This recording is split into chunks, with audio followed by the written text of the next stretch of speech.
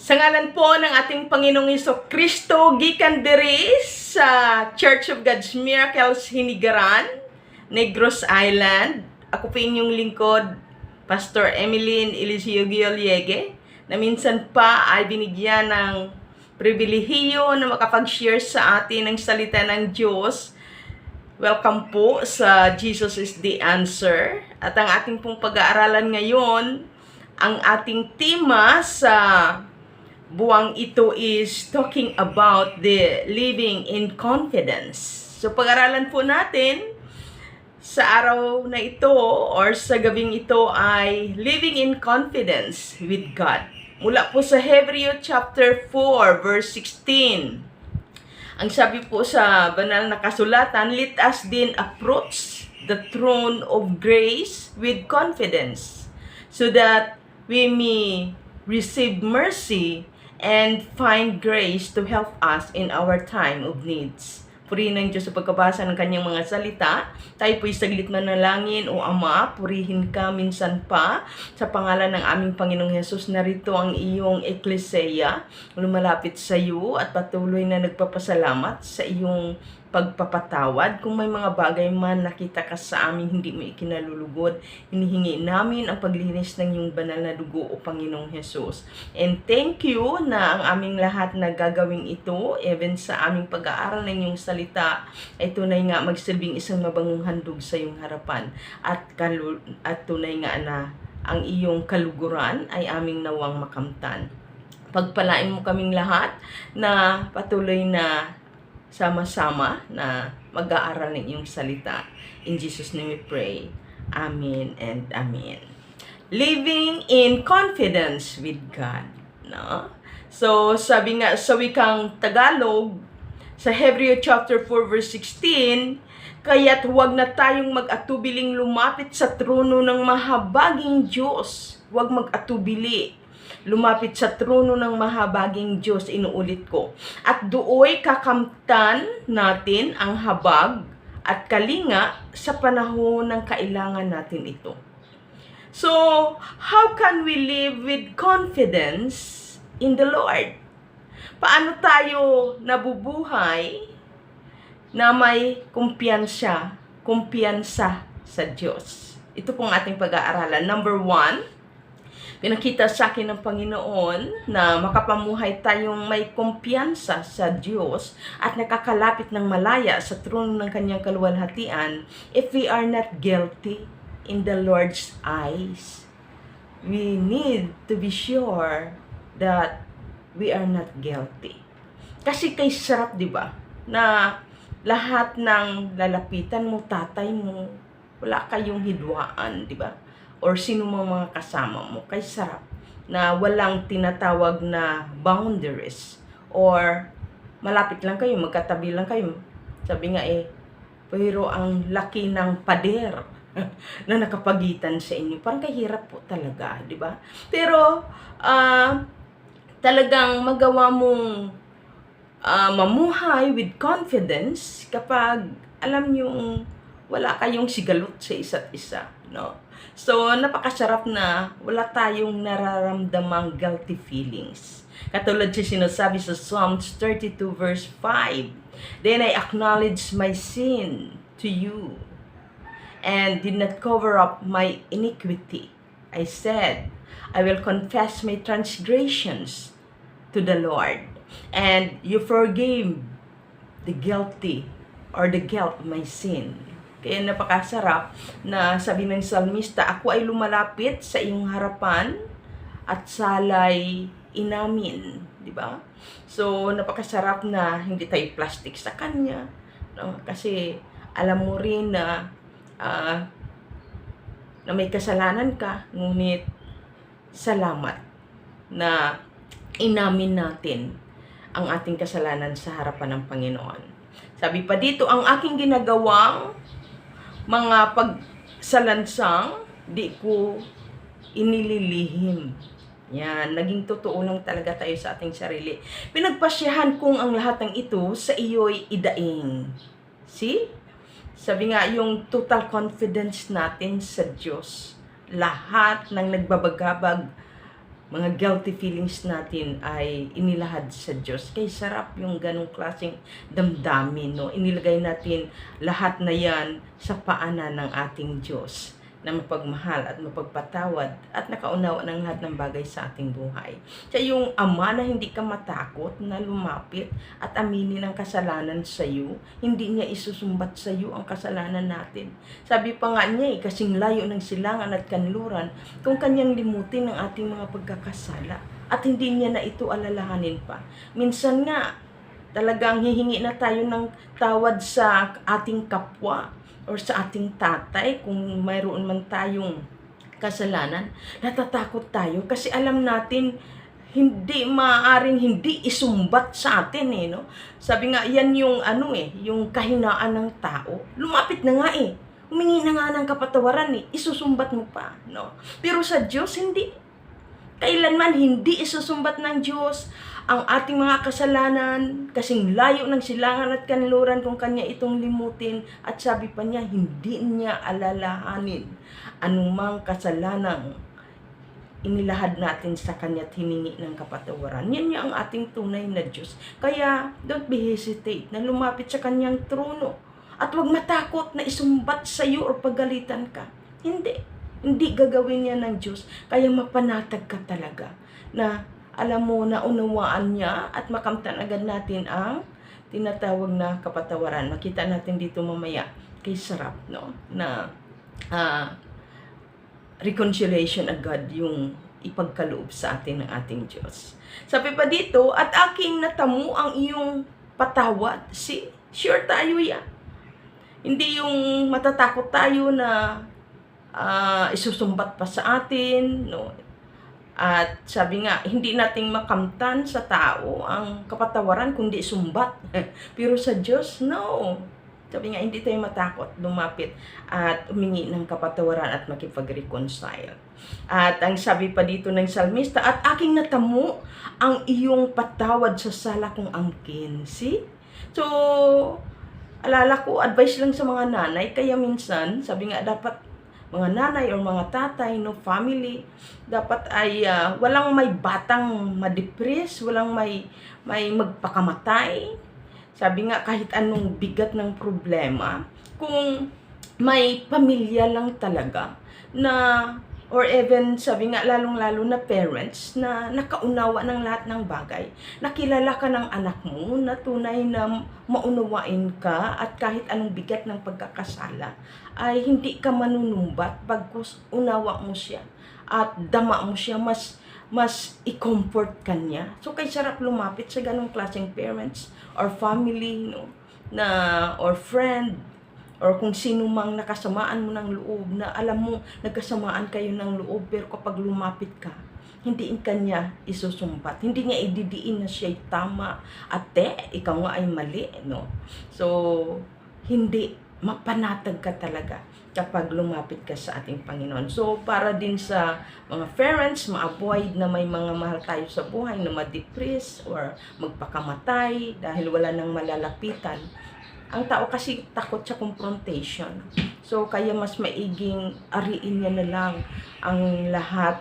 Kaya lang, bilang taong mahina at susundan pa, suportahan pa ni Satanas, kitlin talaga yung buhay. Kaya maraming mga taong kubkob ng depression. Bakit? Kasi walang malalapitan.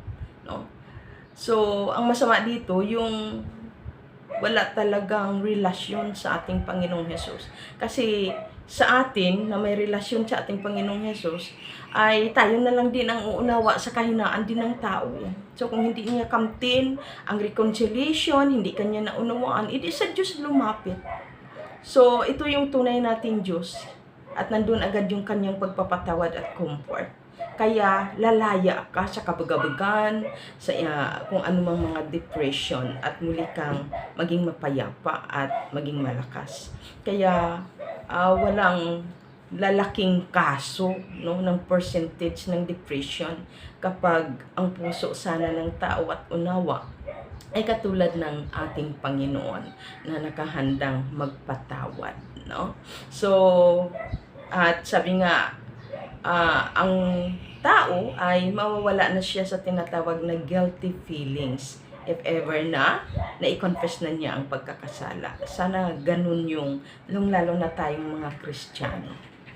At pasalamat ka kapag andyan na siya, lalapit na siya at humingi ng kapatawaran, no? Embrace agad, no? Sabi nga, limutin na, no? So, para hindi matakot at ma-held na rin agad, no? Mawala na yung walls between you, no? Sa inyong dalawa. At sabi nga dito ng salmista, at aking natamo ang iyong kapatawaran sa sala kong angkin. So, nawawala yung guilty feeling. So, kay sarap na kasama mo ang Diyos na alam mong wala kang kasalanan sa Kanya. At the same time, katulad din sa ating kapwa, kay sarap na ang kasama mo, wala kayong hidwaan. Di ba? Masaya at mapayapa. Pangalawa is, we need to reconcile. Kapag humingi kasi tayo ng kapatawaran, kung mayroon tayong guilty feelings, we need to do is to ask forgiveness, no? At dapat talaga ay mag-action tayo to reconcile to God and sa ating kapwa-tao, no? Kapag mayroon tayong nagawang kasalanan. And always think of this, na kapag tayo nakipag-reconcile sa ating Panginoong Jesucristo, definitely, no? Sabi nga, tatawagin niya tayo agad as a friend. We call as a friend. Sabi dito sa 2 Corinthians chapter 5 verse 18 to 19, at all this is from God, who reconciled us to Himself through Christ and gave us the ministry of reconciliation. Sabi sa wikang Tagalog, ang Diyos ang gumawa ng lahat ng ito sa pamagitan ni Kristo. Ibinilang niya akong kaibigan, di kaaway. At hinirang niya ako upang panumbalikin sa Kanya mga tao, Sabi nga, andyan agad yung kapag ang plano mo ay makasama ang Diyos, no, ng panatag or may kumpiyansa, dapat ay nais mong makipag-reconcile sa Diyos.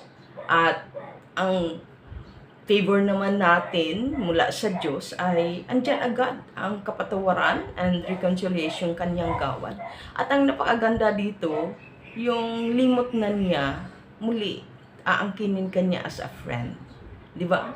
So, di ba, napakaganda na tatay mo, nanay mo, maliban na kayo ay mag-ama or mag-ina, sabi nga friend mo din siya. Napakaganda na dama ng anak na ang tatay mo, nanay mo, hindi mo lang siya magulang, kundi as a friend.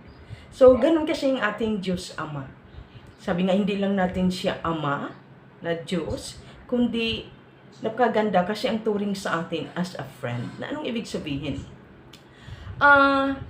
Sabi nga ay pwede tayong mag-open ng mga masisilang bagay o sikretong bagay.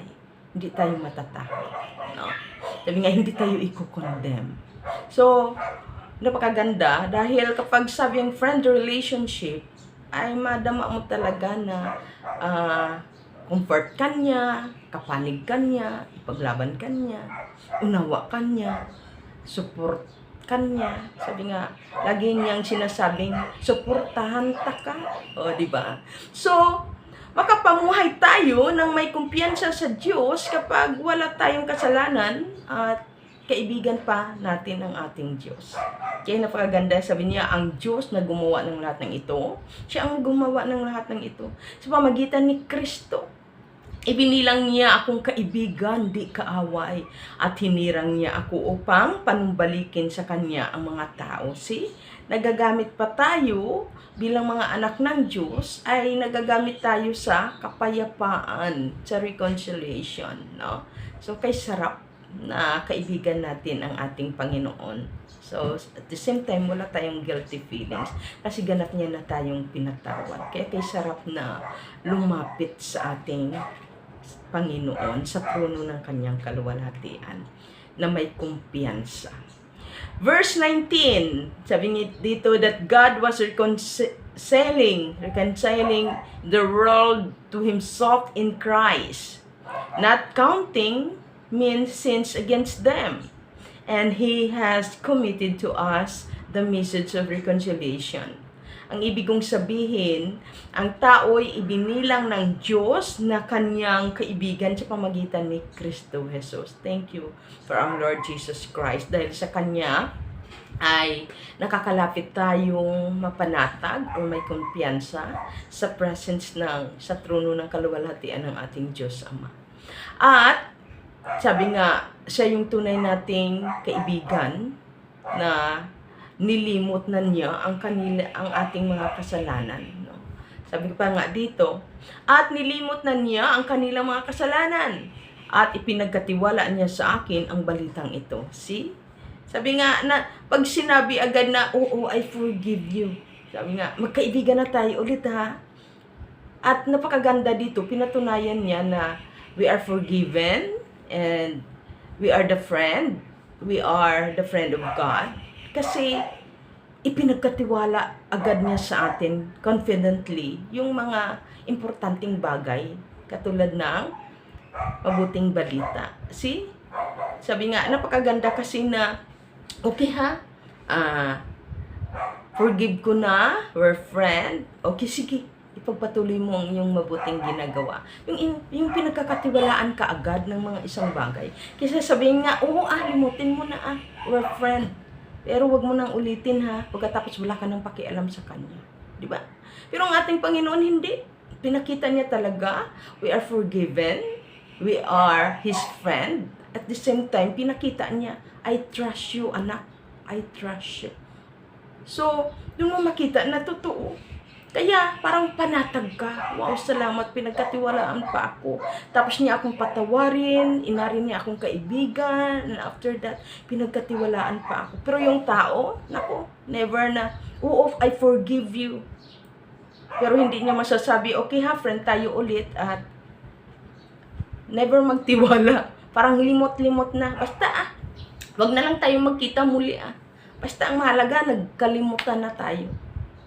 Hindi yung kasalanan, kundi lalong nagkalimutan na ang bawat isa. Hindi na agad kilala ang bawat isa. Babay na lang, kapag nakita na lang, hi. Ganun. No? Yan yung masakit niya sa tao. Pero sa Diyos, naku, sabi nga, sino bang hindi pa panatag? Di ba? Magkaibigan tayo. At the same time, pinagkakatiwalaan mo ako. Kaya napakasarap sa damdamin, panatag talaga, na talagang nilimot na niya talaga ang aking pagkakasala. See? Dahil ang layunin ng Diyos, tayo ay pagharian ng katarungan. Ganun kasi ang layunin ng Diyos. Ang tao, ayaw na niya ng responsibilidad, kasi baka ulitin mo pa. Kasi wala nang ang tiwala. No? So, at hindi niya na rin kaya, if ulitin mo pa ulit at muli siyang masaktan. Pero yung Diyos, kahit alam niya, hindi ka ganun katatag. Alam din naman ng Diyos, paulit-ulitin, bagaman alam mong pinatawad ka na niya, ulit-ulitin mo rin yung kasalanan mo pa rin. Tapos ng isang kasalanan, oo, reconciled na kayo dyan. Pero sa ibang way naman, ng kasalanan, andyan ka na naman ulit. Sinasaktan mo naman siya. Kaya ang tao, sinasarado niya na agad at limot na. Pati ikaw nilimot na. Hindi lang kasalanan ang nilimot ng tao, kundi pati ikaw. Kasi ayaw na niyang baka gawin mo ulit na saktan siya. Kaya limot-limot na. Pero yung ating Diyos hindi. Kasi ang hangarin niya sa atin ay pagharian ng kanyang katarungan habang buhay. So, kaya sino ang hindi matutuwa, no, na lumapit sa Diyos araw-araw at isiping na makasama siya habang buhay at hanggang sa kabilang buhay, everlasting and forever, di ba?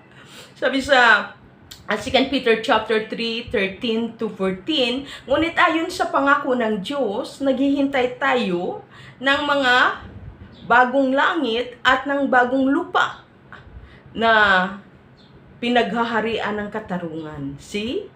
So, yan nga ang napakaganda kasi confident ka talaga, kumpiyansa ka na namumuhay araw-araw sa piling ng Diyos at habang buhay, naisip mo na sa Kanya ka na. Kasi kasama tayo sa plano ng Diyos na pagharian niya ng may katarungan. forever and ever. Di ba? Sabi nga, hindi yung pagkatapos nating magpatawaran, o sige na, huwag ka nang magpakita, ha? At limot na limot ka na. At pag nagkita ulit, uy, alala mo pa ba? Sino ka nga? Pero actually, talagang kilala kaya lang parang ayaw niya ng,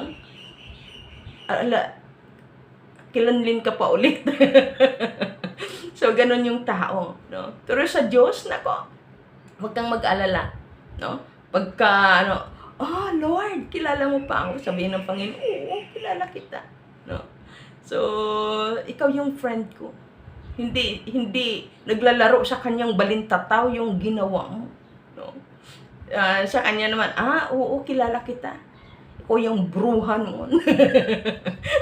So, doon mo makita na sa Panginoon niya, hindi niya yun naalala. Sabi niya nga, hindi na niya alalahanin pa kung ano man kasakit o kasama yung ginawa natin sa Diyos. Sabi nga, ang naalala niya, yung kasunduan ninyo as a friend. Di ba? Nung kayo'y nag-reconcile. So, kagalakan niyang makasama. Di ba kay sarap na kasama sa buhay? Yung friend mo talaga. Yung, di ba, hindi ka masaya na pumunta ka sa mga magagandang lugar o mga party na wala kang kasamang friend. Ako, sabi ko nga kahit simple lang yung mga pagkain, no?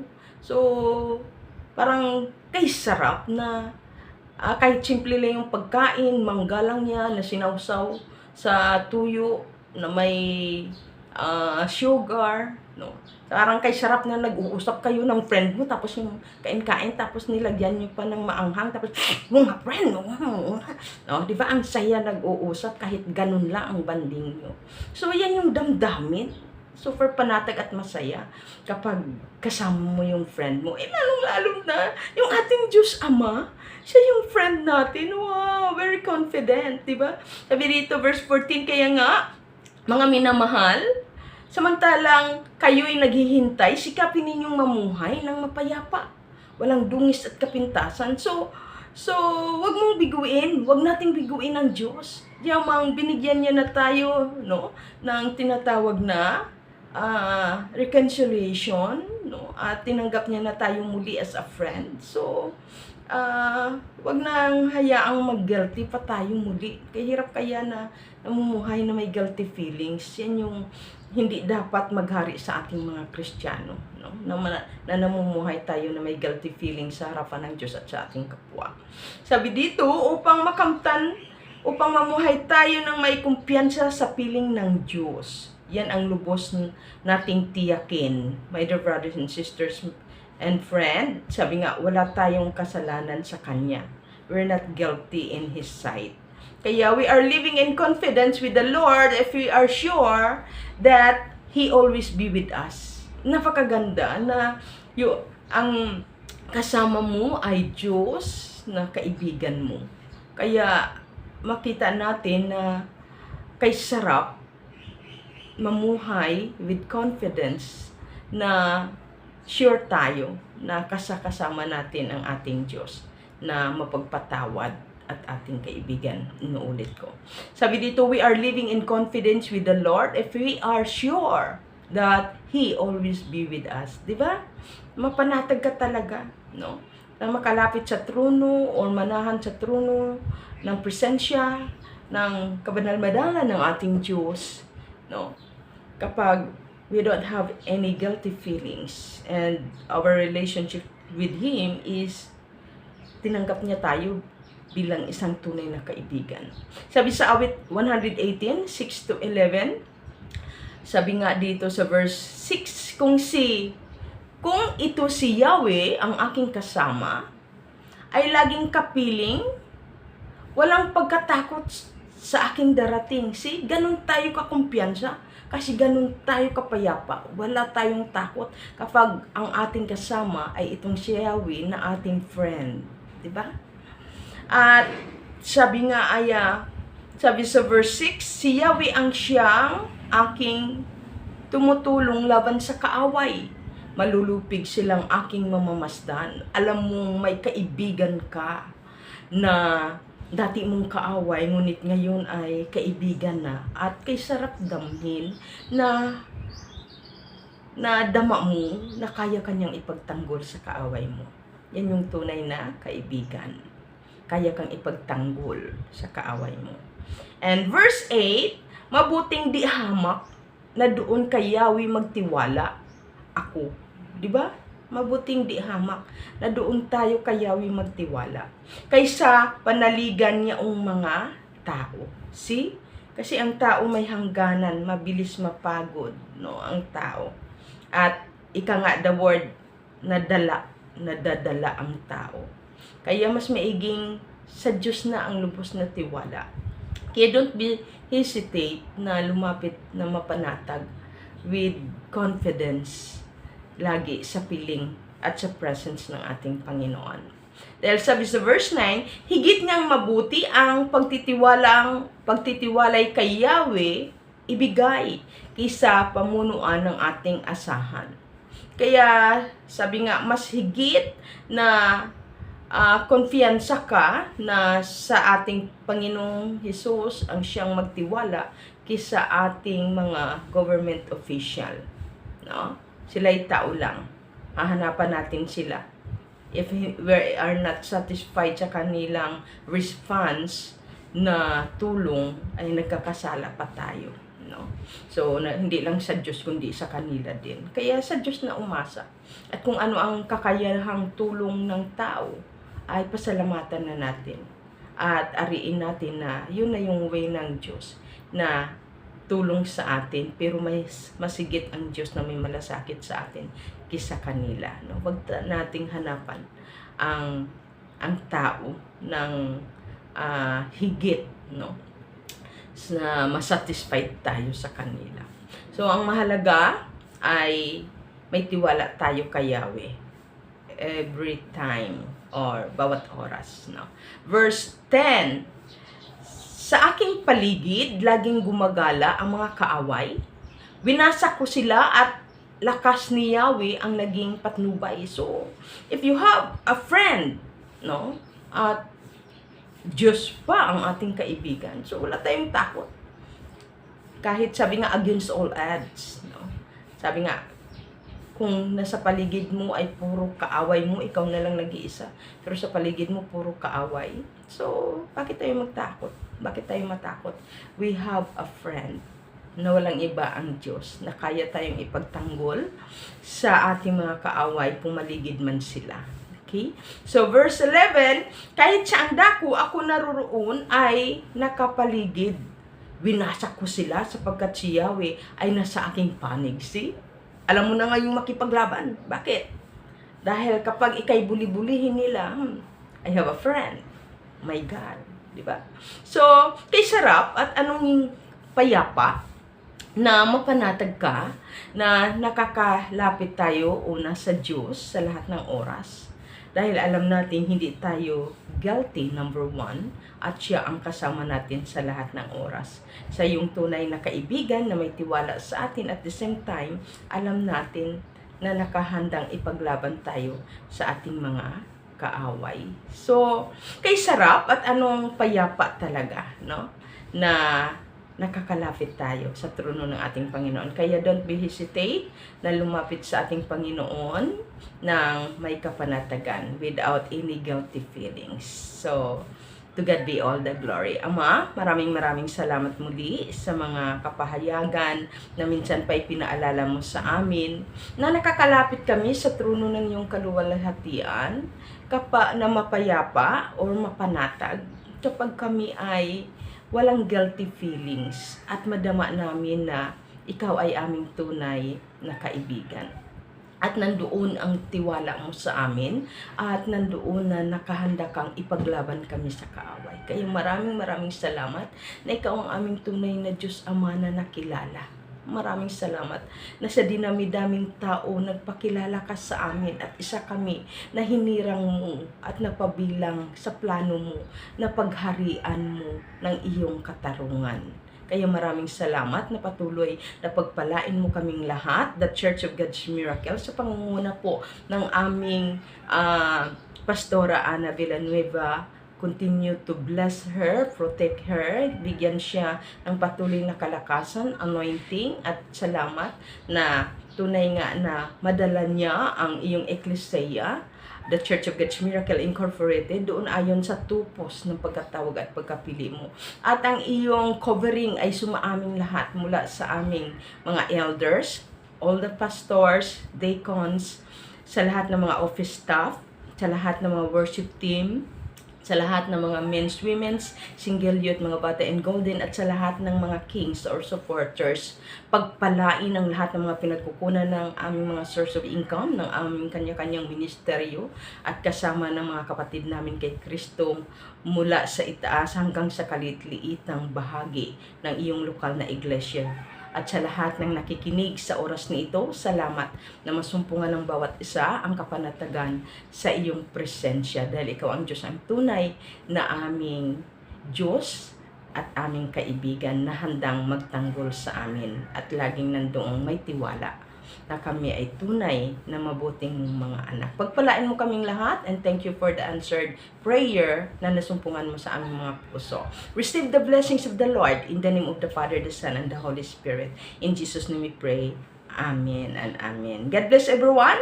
Muli ako po inyong lingkod, Pastor Emeline Eliseo Gioliegin, na laging nagsasabi, palangga kugid ka mo kay Kristo Jesus, at lagi niyong tandaan, mahal ka ng Diyos. God bless.